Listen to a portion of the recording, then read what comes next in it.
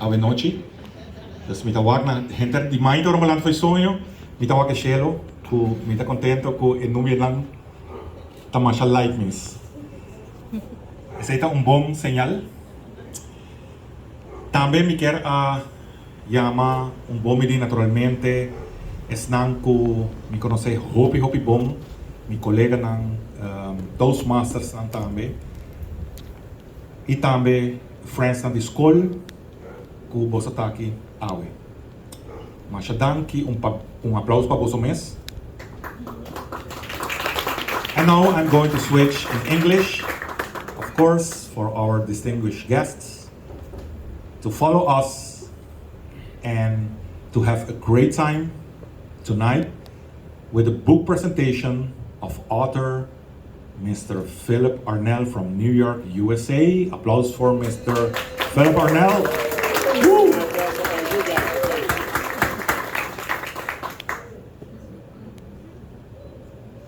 Of course, as you all know, I work at the National Library of Aruba at the public part that's in George Maduro Strat number 13. That's half a block away from here. You can just go there walking. I'm a Toastmaster of the University of Aruba Toastmasters Club, and I'm a member of the executive committee of ACORIL. That's the Association of Caribbean University Research Institutional Libraries. And I'm a member of Fundación Micutisa, and the president is sitting here right now, Mr. Arthur Kelly. And of course, I have to acknowledge our director, the director of the Biblioteca Nacional Aruba, Mrs. Astrid Britton.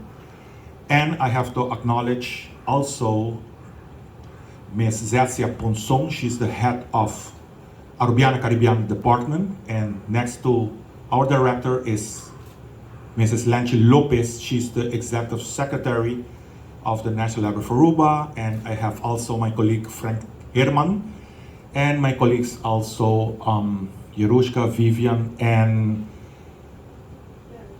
Belkis, and my colleagues from the media departments. And my story goes like this. Nothing happens for nothing in this world. I don't believe that things happen for nothing. There's always a reason when we met people, when we meet colleagues, future colleagues, friends here in Aruba or abroad. You agree with me, right? Yes. Okay, we are on the right track. My story will not be long. I'm a Toastmaster, but I have my immediate past president in the back, and she is really a good timer. Mrs. Shamila William Haynes. Shamila, thank you for coming, and your husband Kenny Williams also. It was in 2019, I was working in a regular day at the National Library for Aruba, and suddenly I saw this gentleman coming, and he introduced himself as an author from America, from the United States. I said, okay, nice, this is a library, welcome. And he told me his name, Mr. Philip Arnell. I said, my name is Ronnie Alders, and he said, well, he has some books because he's a writer. I said, what kind of books? He said, non-fiction books. I said, oh, wow. From America, in Aruba. So I was connecting the dots. Okay. And he said, well, the books are, well, this book is about the Caribbean, his family in the Caribbean. Say, wow, this is something that really Aruba needs. And Aruba became Aruba because of the immigrants. And believe me, they came from all over the world during more than 1,000 years. Certainly after the Dutch came in 1634 to Aruba. And since the Lago refinery came in San Nicolas in 1924, immigrants came from all over the Caribbean and the rest of the world, believe me. For example, my grandfather came from the island of Bonaire with a huge group of Bonairean people. They all came to Aruba as the Mecca of the Caribbean to earn good money, to build good houses on their islands or here in Aruba. Applause No, I knew you will like my introduction. It will not be long, believe me. Okay, then Mr. Arnell told me, well, Mr. Alders, the book, the name of the book, the title of the book is Fortunate Member of a Caribbean Diaspora. This is the book, picture please. Where is Gunnar? Gunnar, picture. This is for Facebook International and for the library as well. This is the book. I said to Mr. Arnell, well, we have to go to my director, Mr. Assi Britton. Her office is on the second floor. We went upstairs and Mr. Arnell had 3 of this wonderful non-fiction book. Mr. Assi Britton, she said, well, nice, let's take a picture. We took a picture, we have the picture. I said, well, these books are important and we have to decide where are they going. So Mrs. Britton, well, one for her, of course, and one of the books is for Arubiana Caribbeana, and the book is still here. Applause.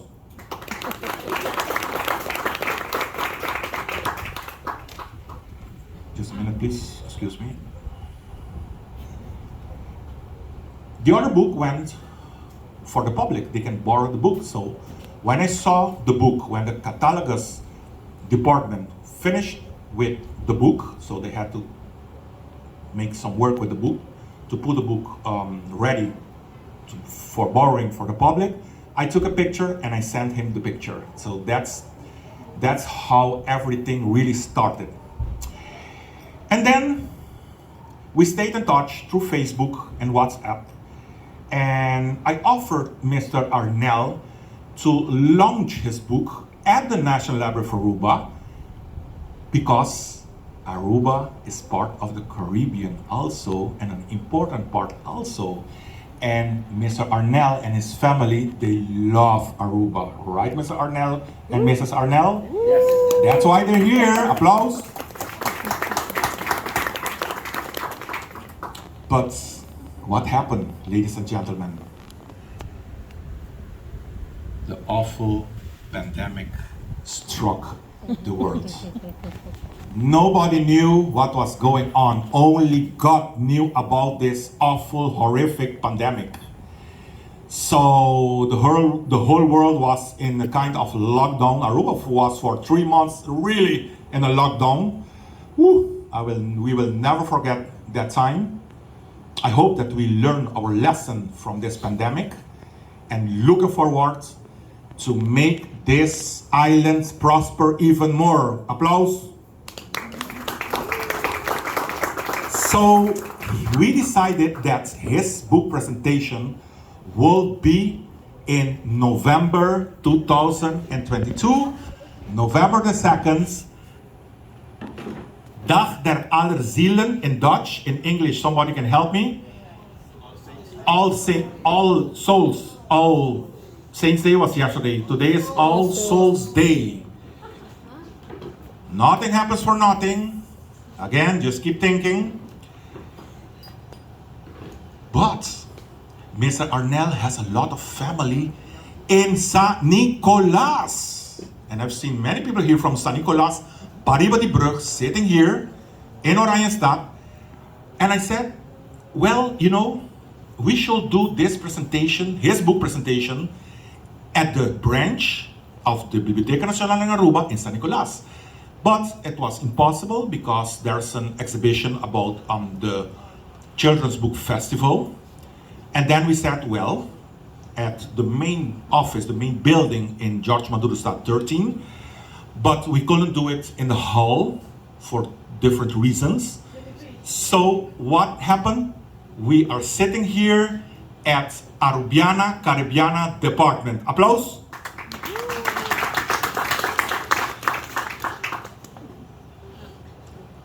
Well, ladies and gentlemen, I'm finishing now, and it was really also a big pleasure to meet Elizabeth Ortega Arnell for the first time. She's from Florida. Welcome to Aruba for the first time. We hope to see you many times in Aruba with your family. And also I met Mr. Fabian Arnell. He's the father of Philip Arnell. And Fabian Arnell lived in Aruba in the 40s and the 50s of the last century, and he lived and worked in San Nicolas. Applause. This is closing now. And it's a pleasure for me and an honor to call forward author and friends of Aruba and of the Biblioteca Nacional Aruba. And he has many family members and friends in Aruba.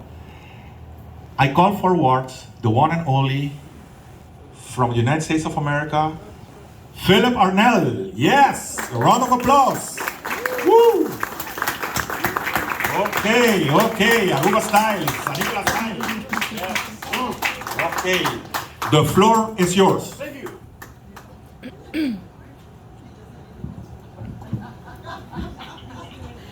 Good evening, everyone.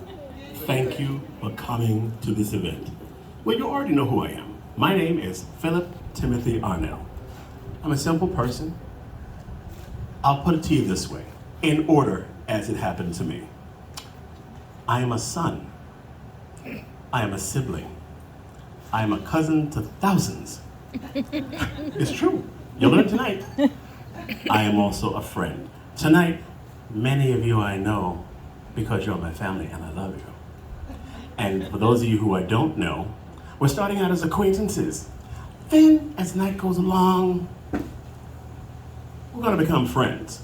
And then, I'm just walking back and forth for the dramatic effect. Looks good. We're gonna feel like family.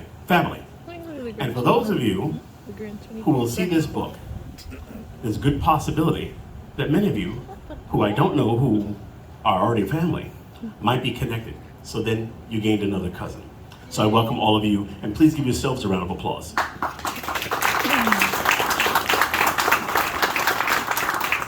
To start off, I'd like to thank, first and foremost, my parents, Mr. and Mrs. Fabian and Louise Arnell.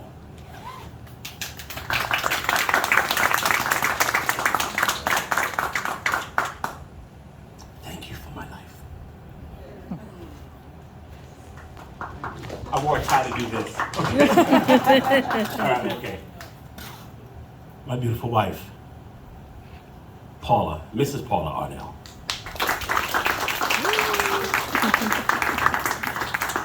Thank you for enhancing my life. My wonderful first niece, first grandchild of my section of the family, Elizabeth Arnell Ortega. I've known you since day one. You know I love your chicken. Yes, that's her name. So Thanks. Elizabeth, that's her name too. Thanks. Thank you for training me to be the father by being your uncle to my own children. That, you know what that means. So, are you guys ready to have some fun this evening? Yes. I'm sorry, what was that? Yes. Nice. Okay, let's get started. I'm the author of 2 books. Fortunate member of a Caribbean diaspora that goes all the way back to the 1600s. Then we have, still beaching after all these years. That's my mother's side. Now, I've done a lot of research on this. I'll give you a little bit of feedback on it. 44 years ago, I know it's hard to believe since I'm only 25. Don't laugh, it's true. 44 years ago, I happened to go over to my grandparents' house. I lived 2 blocks away from them. I was lucky to have all 4 of my grandparents to my disposal. I lived on 145th Street in Queens.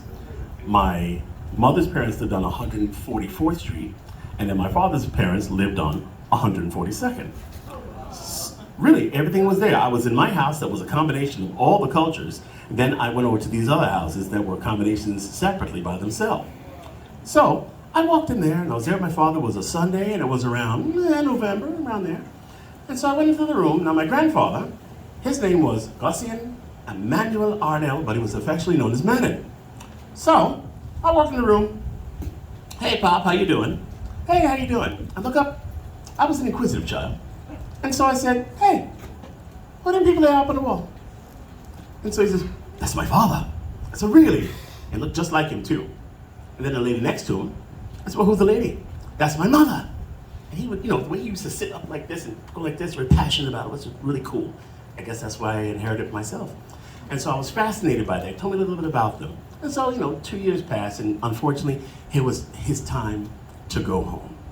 So after his funeral, I went over to see my grandmother, and we're talking, and then I started asking questions, because when he passed, a lot of things that I never knew about in the family started to come about. That's how I met you guys, okay? And what had happened was, my grandmother simply said to this 12-year-old boy, listen, how about you record all this stuff and you keep it as a record? Now, everybody in here, when you're 12 years old, you don't listen to anyone. I did. So what happened between the ages of 12 until 32, something like that, 33. I was 33 years old when I decided to put it into a book form. It started out simply as a 14-page leaflet. And then I just took all my notes and acquired all the information that I got through the years, interviewing people and learning about who's this and who's that, going back and forth to Aruba, going back and forth to St. Martin, going back and forth to Anguilla, put it all together. I said, it's time I put it into a book. So then it went from 14 pages. Then it went to 60 pages. Then it went to 192 pages. And now I lost count, because you'll notice when you get the book, the numbers are not in the book. Simple. You know why? That's my strategy.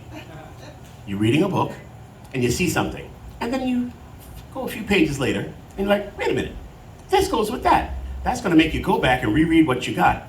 And then you're gonna say, hey, I missed that piece of information. So that's how I marketed it. So, I'm gonna present to you right now,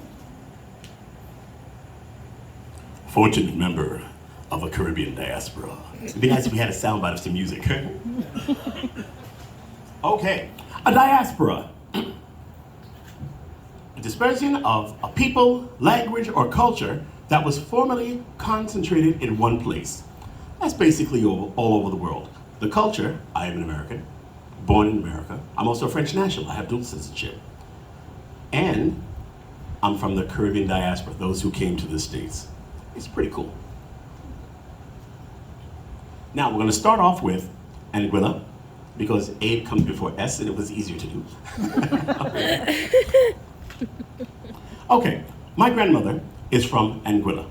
Now, she is from this area over here, Island Harbor, Welch's, which is right here, Island Harbor, and it goes all the way around here. Very large family. The Carty, Hodge, Webster, Hazel, and Lake families. Now mind you, I've been doing this for 44 years, so I really learned a lot in my time. This is my grandmother, Margaret Eliza Hodge Carty. She was better known as Grandsell. Here's something that's gonna shock you. You guys ready to be shocked? Yes. Get ready for this. She and her husband had 12 children. They had 52 grandchildren. Of those 12 children, many of them had children that numbered in the teens. And then their offspring had numbers in the teens, and so on and so on. My grandmother only had 6, but there are some who had close to 20 children, her own sisters. So, get this.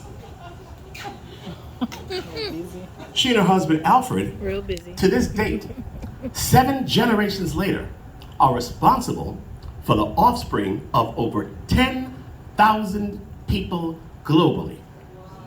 I won't say take, I'll say give, because I'm sure that there's more that have not been accounted for. So famous and well known, at one point, where she lived in an area known as Chalvis was named Sal Hill Road. I never met her because she died in 1952, but I would have loved all these people. Most of these people I have never met.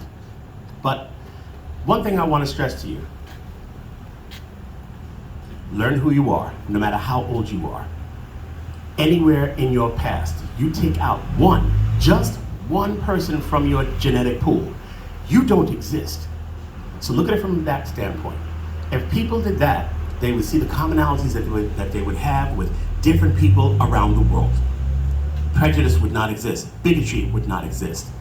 Class systems would not exist. I teach this to my children and any young people that come along. Learn about yourself.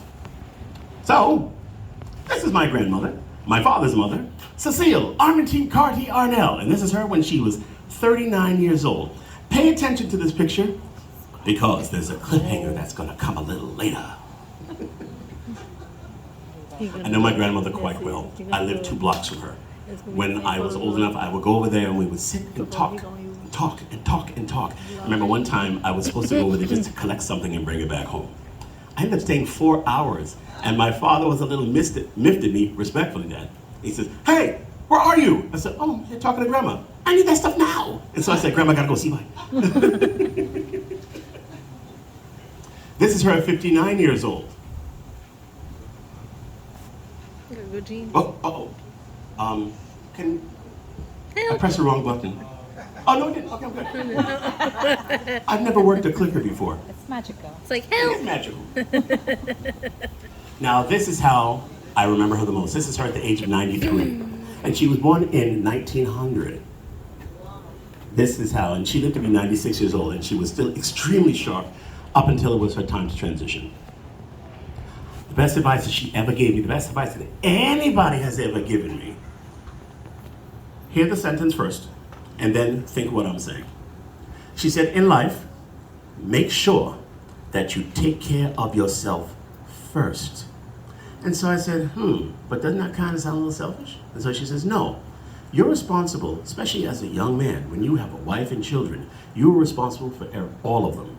Make sure you keep your mind together, make sure that you keep your physical health together. Because if you don't have either one of those, you cannot take care of anyone else. And it's true. I keep my mind together, or I can lose a few pounds, but still, I think I can still do a couple of things. This is the East End School. My grandmother was a teacher in the East End section of Anguilla. She taught many early Anguillians until the 1930s. She became a teacher when she was 15. She was a sewing specialist, but she also did the regular ABCs and math and so forth. And she also home tutored her own children, where they all had a strong work ethic after that.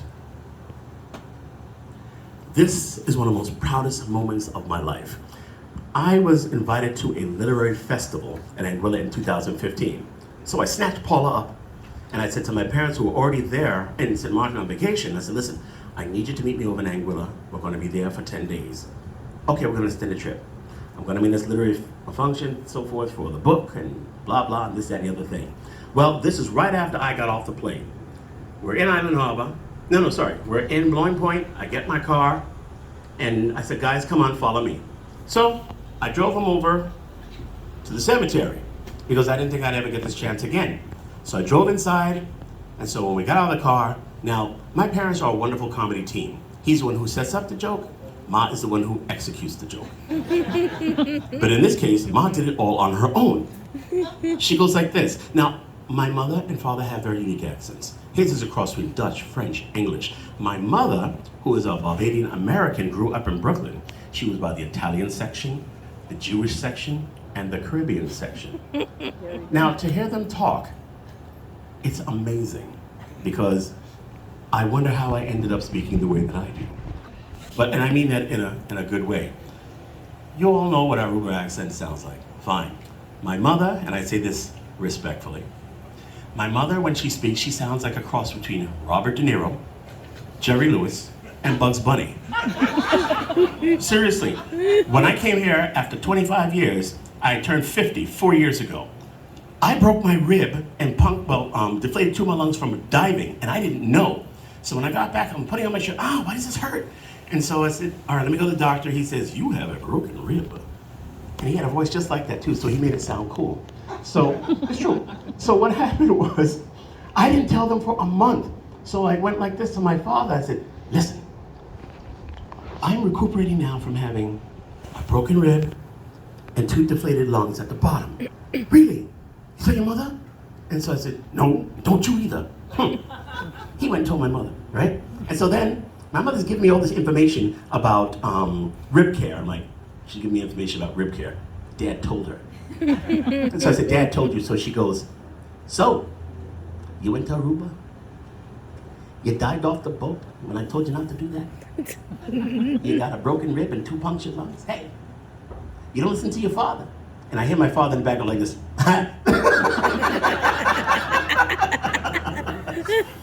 Now this picture here, I took him into the cemetery. This is the final resting place of my great-grandmother, Margaret Eliza Hodge, otherwise known as Grancel. And that's the first lady that you saw in the picture. It took me several years to find her grave because people were telling me that she was here, she was here, she was here. But 3 people who were at her funeral were able to tell me this is exactly definitively where she is. So I took my father by the hand. I'm not a crier, but I do get lumps in my throat like now because this is one of the most proudest moments of my life. My father had not seen his grandmother since 1946. That's the last time he ever saw her. And she died in 1952. So I took him by his hand, we walked. Yes, I'm a big man. I took my father by my hand, I love him. There you go. So took his hand, and so I said, here. And so he says, what's this? So I said, this is Grancel's grave. My father has, as the French say, just take your name. He goes like this. Right? And I remember the look on his face and so forth. And so I said, let me take this picture with you. Now what happened was, there was a tree that grew through there, so all that rubble around there is her tombstone and so forth. And it's actually a tamarind tree. And funny thing, one day on my honeymoon, I took Paula here. He said, let me show you about myself and so forth. And they're talking and so forth. And I went like this, and I ate one. I said, what did I just eat? Okay, my great-grandmother is now inside of me. I'm still standing, so I guess that's okay. Oh, by the way, my mother's comment when she came out of the car, and so she says, this is where we're staying? And so I said, yes, people are just dying to get in here, Mom.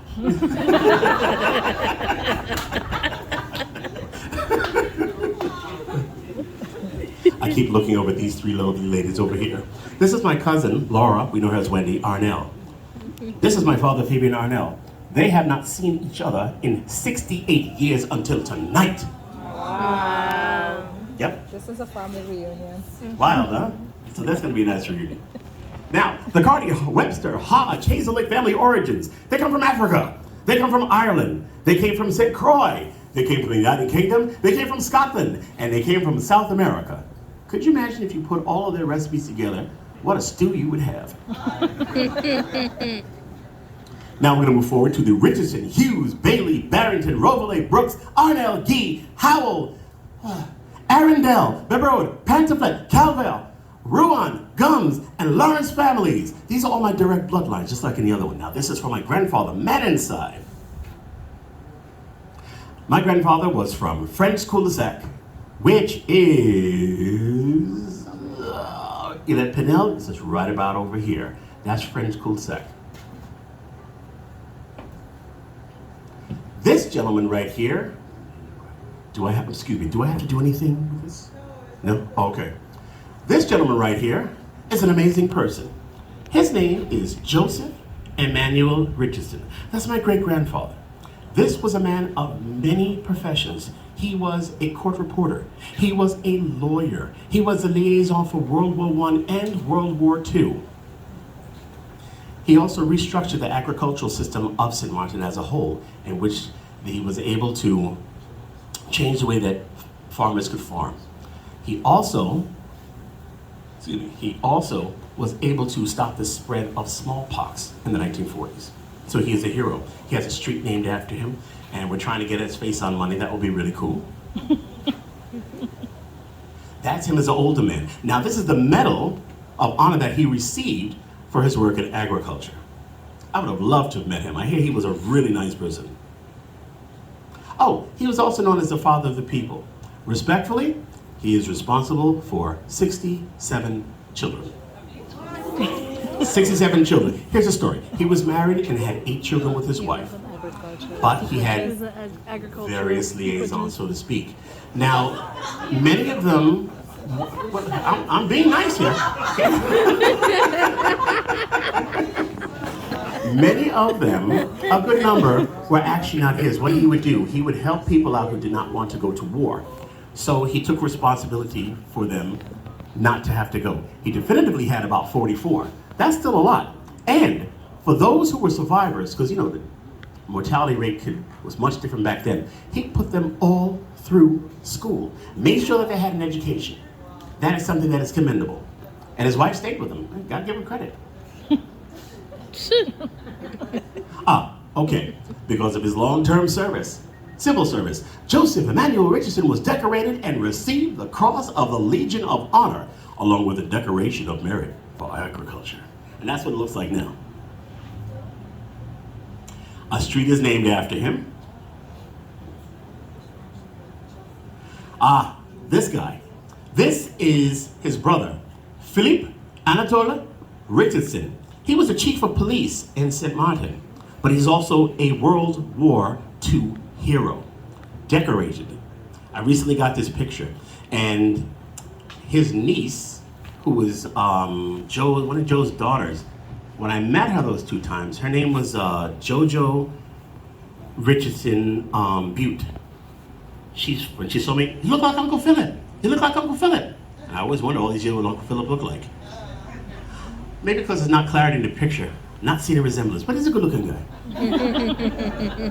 I don't have no ugly people in my family. All right, we do, but we don't talk about them. This is a very special medal that the French government bestowed upon me for my research. Somehow they got a copy of my book. This is for Georges Gaston Emmanuel Richardson. He was a World War I hero. He went in underage at the age of 16.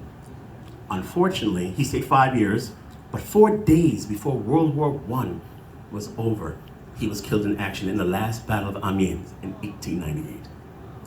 Now, they had contacted me, and I said to myself, wow, thanks, this is incredible, because I've seen this man's picture. He was a short, pudgy little fellow with chubby cheeks. He looked like a kid wearing an outfit that was way too big for him. But he was a national hero. And he is actually buried in France, in military. I know exactly the cemetery he's in. When I go someday, I will go and I will pay my respects. Now, it's a pretty young crowd here, but I'll ask. Gentlemen first, because you know men more into sports and so forth. Have you guys ever heard of this gentleman? Anybody recognize him first? No? Okay, Rico Carty. No one else? Okay, Rico Carty was actually a famous baseball player from San Pedro de Macorís in the Dominican Republic. He is my grandfather's youngest brother. He's also 5 years younger than my father. And he was also a favorite of Joseph Emmanuel Richardson, one of his children. He played for the Milwaukee Braves. He worked for various baseball clubs, along with the San Pedro Padres and a number of them. He's a national hero over there, and he still tours at the age of 83. Been trying to track him down, it's kind of hard. Now the Richardson, Hughes, Bailey, Barrington, Rovelay, Brooks family origins, I could have put all the other ones, but there's just so much to put in there. They came from Africa, they came from Ireland, they came from France, and they came from the United Kingdom. Now there's something interesting about this mix here. I'll explain when we get further into the presentation. This is where they ended up before coming to whatever modern day various countries. But through DNA research, I was able to find out even farther where they came back. 76 generations. How it works, when you take a DNA test, it's the Y chromosome for the men and the X chromosome for the women. So when you take that test, they measure you, your father, and then I like saying this like this, your father, keep going forward, right? And for women, it's the same thing. Like my mother, I got her the test, went for her mother, and then mother, going forward. So you find out where the origin started, and then you work your way up to what they became and what they identified as. The Arnel, Guy, Howell, Arundel, Bedrod, Calvel, Pantaflet, Rouen, Gums, Lawrence families of St. Martin, Netherlands Antilles, and St. Martin, French West Indies, and Anguilla. This is my great-grandmother, Eglantine Arnel. We know her as Narco. As a matter of fact, my cousin who's sitting right over there, wave your hand, Sandra. And Kenneth over there. That's my father's first cousin. They haven't seen each other in 30 years until tonight. Now, they knew her very well, and my father knew her very well as a youngster as well. She was a kind woman.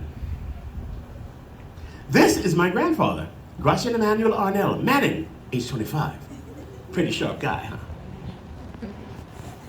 That's him in 1967. He was about 62. This lovely lady I had the pleasure of meeting twice.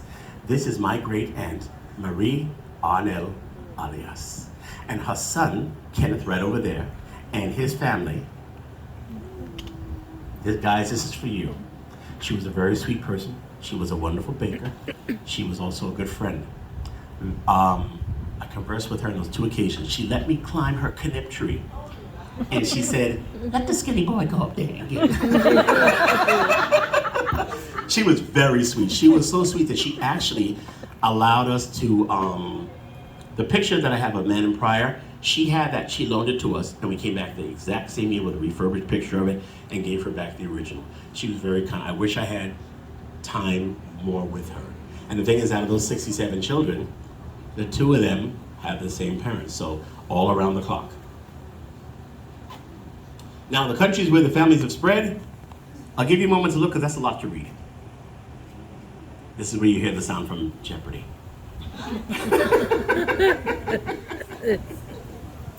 It just goes to show that the Caribbean is one gene pool. Everybody has spread out everywhere from the beginning of time up until the present day. Again, my grandparents, Gracian and Armentine Arnell, who were married in 1930. This was taken around 1960 at a cousin's wedding. And he was always impeccably dressed. I remember him as this larger-than-life figure. Now, to me, he was always very tall. I'm 6'2", he was about 5'10". In those days, that's a pretty good height. But I remember him with his chinos, with his shoes always shine. He had a belt to match whatever shoes he had on. And he liked plaid shirts. That's what I remember about him mostly. And he was on the sweets, but he liked his coffee very, very sweet. He would, all right, so you have a teacup about that big. This is how we do it. As you can see, I have time to look around. And then they put the spoon in, and the spoon is standing up straight. And you gotta turn it like this just to get it. And then he was, They're children. I speak affectionately with them because I've had great relationships with all of them. This is my Aunt Armentine, but her nickname was Monty. That's her daughter Sandra over there. Then you have Jan. Then you have, well, this is for Maria. These 2 lovely ladies were from a prior relationship. Also, she was related to my grandmother, too. This is for Maria, who was her first child. She was 14 pounds at birth and only lived for 14 days. But God bless her that she at least had some time on this earth. Then you have my uncle, Gracian Rodrigue Arnell. Sadly, we lost him August 1st of this year. He was a remarkable person. He was an airline mechanic. He was well trained in the military. He had many talents. This is where they were all born. And that handsome cat right there, who does he look like? That's my father. That's my father. Then you have Eustache Nicolas. You have Armel. Oh, this was the jokester right here. He could give great advice, but he also had a nice positive touch on the end. Then you have Armel, who was big in the school system. And then you have Cassie, who also was involved in many talents as well. So these are the original Arnell children, at least from my side anyway. And this is what they looked like in later years. All well kept, took care of themselves.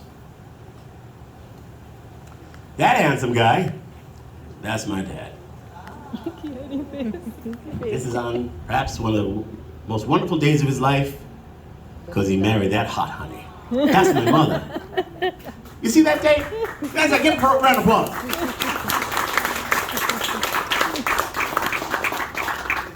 That's when my father comes and gives me a $10 bill. Says, "You said 20." It's $3. $3. I give you a cut. Fabian and Louise Arnell, married May 17, 1958. Now, here is an interesting story. My father left here in 1954 on May the 13th. 4 years and 4 days later, he married that lovely lady right there. They are, respectfully, to be soon, 89 and 88, married 65 years to be.